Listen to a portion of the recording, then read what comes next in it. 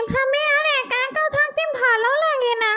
কতদিন হয়ে গেছে এভাবে একা একাই বসে থাকি। অকালে মৃত্যু হয়ে গেল, বিয়েটা করে শান্তিতে সংসার করতে পারলাম না। কি যে কপাল আমার। সে যে কেন এলো না, কিছু ভালো লাগে না। এবার আসুক, তারে আমি মজা দেখাবো। এবার আসুক, তারে আমি মজা দেখাবো। আরে, এ তো দেখি বড় বউ, নতুন বড় বউ মনে হচ্ছে। হুম, আহারে, কি সুন্দর বউটা। আমারও বড় শখ ছিল বউ সেজে সংসার করব সুখে, তা তো আর হলো না। সবই কপাল আমার। আরে, দেখি তো ওই বউটা কোথায় যায়। যাই, ওদের সাথেই যাই। বাহ, এখানে তো দেখি সুন্দর গাছ আছে। আজ থেকে আমি এই গাছেই থাকবো। আর দেখবো বউটা কি করে সংসার করে। নিজে তো সংসার করতে পারলামই না।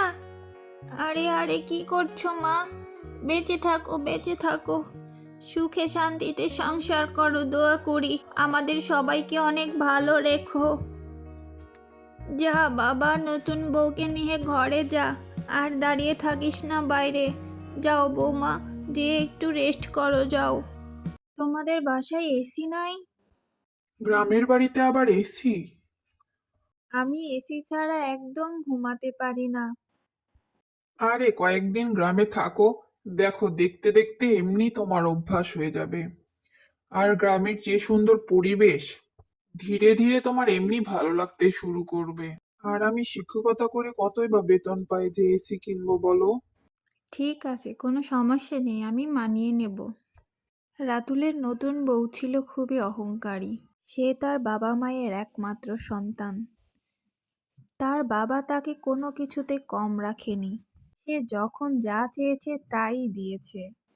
রাতুলের সাথে সে প্রেম করেই বিয়ে করেছে। তার বাবা অনেক বড় লোক, এই জন্য তাকে বাড়িতে কোনো কাজকর্ম করতে হয়নি। আহারে, নতুন বউটার মতো আমিও যদি সংসার করতে পারতাম তাহলে কতই না ভালো হতো। পুরো কপাল আমার। কয়েকদিন পর, অনেক দিন হয়ে গেল বাবার বাড়ি যায় না। এখানেও কাজ করতে করতে আমি শেষ হয়ে গেলাম। এত কাজ জীবনেও করিনি। যাই, এই সুযোগে বাবার বাড়ি থেকে ঘুরে আসি। কিন্তু বাড়িতে কি বলবো? যাই, শাশুড়ি মাকে গিয়ে বলি আমি অনেক অসুস্থ, কয়েকদিন থেকে শরীরটা অনেক খারাপ লাগছে। বাবার বাড়ি গিয়ে ডাক্তার দেখিয়ে আসবো এবং কয়েকদিন রেস্টও করে আসবো। যাই, গিয়ে বলে আসি। অসুস্থতার কথা না বললে তো আর যেতে দেবে না, এটাই বলতে হবে।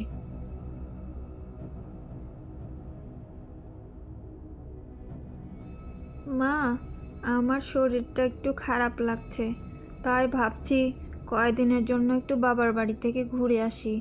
সেখানে গিয়ে ডাক্তারও দেখানো হবে আর একটু রেস্টও করা হবে। ও মা, তাই নাকি? তোমার শরীর খারাপ? কই বলনি তো। আমাদের সামনের বাজারে ভালো ডাক্তার বসে, সেখানে না হয় দেখিয়ে নাও। আবার সেই শহরে যাবে? এত দূর জার্নি করলে তো তোমার এমনিই আবার শরীর খারাপ হয়ে যাবে। না মা, সমস্যা নেই, আমি বাবার বাড়ি থেকে কয়েকদিন ঘুরে আসি। অনেক দিন হয়ে গেছে তো যাই না।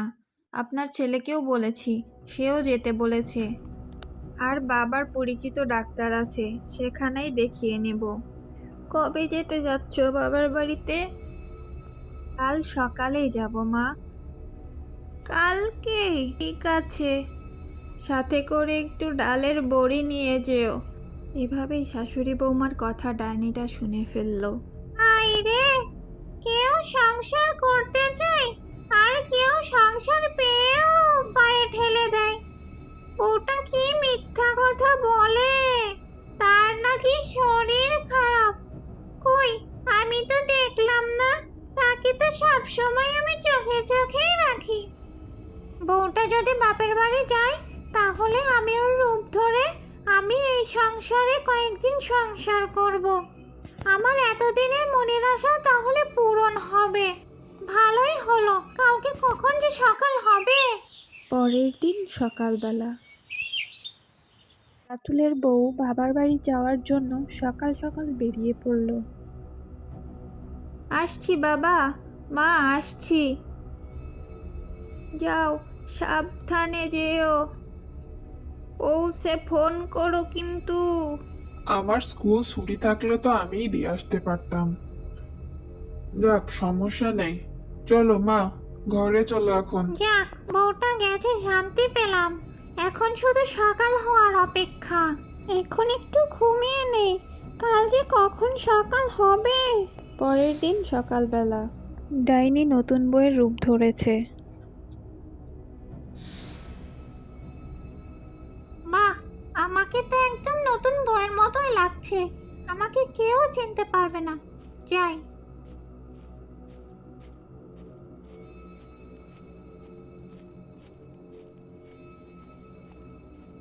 মা, ও মা, কোথায় তোমরা?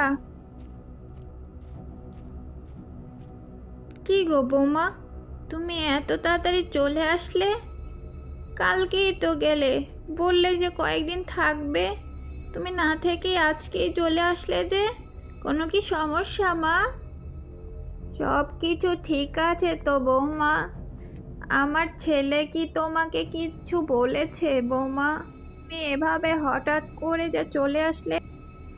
আরে না না মা, কিছুই হয়নি, এমনি ভালো লাগছিল না, তাই চলে আসলাম আজকেই।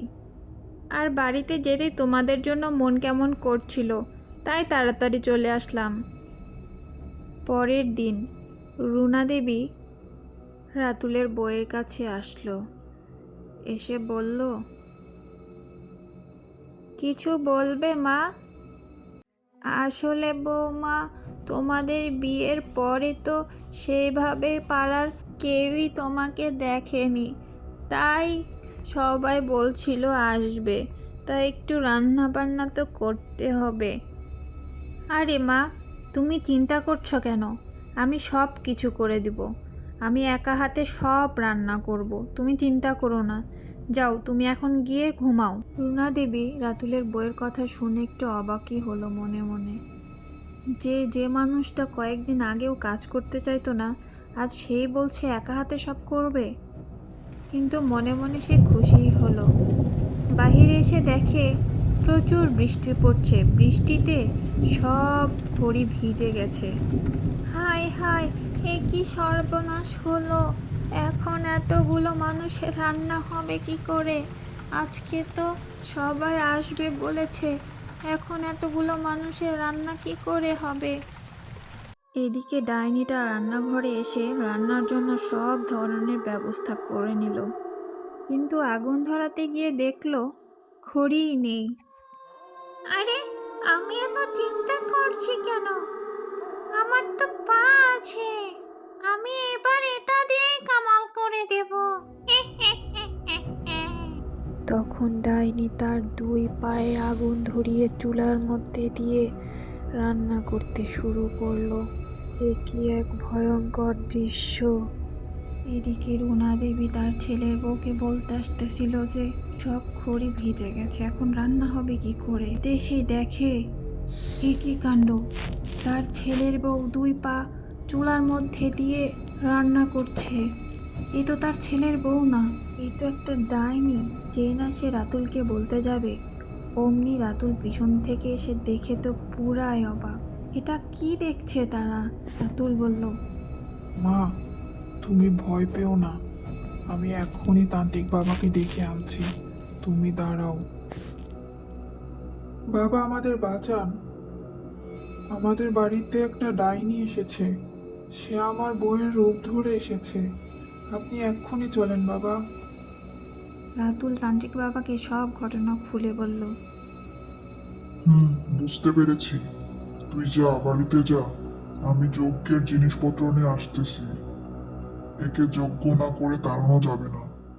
তুই নিশ্চিন্তে বাড়িতে যা, আর ওকে চোখে চোখে রাখ, আমি এক্ষুনি আসতেছি সব কিছু নিয়ে। ঠিক আছে বাবা, আপনি তাড়াতাড়ি আসেন, আমি যাই, বাড়িতে যাই। তান্ত্রিকের কথা শুনে রাতুল একটু ভরসা পেল। সে ভরসা পেয়ে বাড়ির দিকে গেল। আমার এমন কেন লাগছে? কেমন যেন অস্বস্তি হচ্ছে। আমার এ কি হলো? কেমন যেন অস্থির লাগছে। মনে হচ্ছে বাহিরে কি যেন আমাকে ডাকছে, একটা অজানা শক্তি। হুম, হুম, হুম, হুম, হুম। কে আমাকে কষ্ট দিচ্ছিস? আমাকে কেন এখানে ডাকছিস? বল, কে তুই? হিম ক্রিম ছট। এই ডাইনি, তুই এখানে কেন এসেছিস বল? তুই এদের বাড়িতে কেন আশ্রয় নিয়েছিস? তুই এদের নতুন বই রূপ ধরেছিস কেন?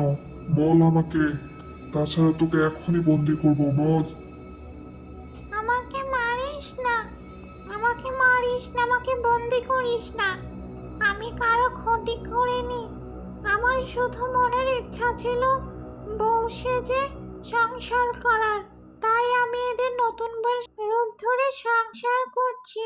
আমি কারো ক্ষতি করিনি। আমি শুধু মন দিয়ে সংসারই করেছি। তুই আমাকে বন্দি বানাস না, আমাকে ছেড়ে দে, আমি চলে যাব। ঠিক আছে, তোকে ছেড়ে দিতে পারি, কিন্তু তোকে কথা দিতে হবে তুই আর কোনোদিন কারো রূপ ধরে এভাবে কারো বাড়িতে যাবি না। তুই কথা দে, আমি তোকে ছেড়ে দিব, মারবো না, বন্দিও করবো না। আমি কথা দিচ্ছি, আমি আর কোনোদিন সংসার করার চিন্তাও মাথাতে আনবো না। এই বলে ডাইনিটা চলে গেল। ডাইনিটা আর কোনোদিন ফিরে আসবে না, আপনারা ভয় পাবেন না। আমি মন্ত্র পড়ে বাড়িটা আপনাদের বন্ধ করে দিয়েছি। এখানে আর আপনাদের কোনো ডাইনির ভয় নেই। যান, আপনারা নিশ্চিন্তে এখন থাকতে পারেন। তান্ত্রিক চলে যেতেই রুনা দেবী রাতুলকে বলল, বাবা, তুই কালকে আমার বৌমাকে ফিরিয়ে নিয়ে আয়। অনেক দিন হয়ে গেছে। আমার এই ডাইনি বউ চাই না, আমার ওই বই ভালো। ঠিক আছে মা, আমি কালকে সকালে গিয়ে তোমার বৌমাকে ফিরিয়ে আনবো। তুমি চিন্তা করো না। চলো, বাড়িতে চলো।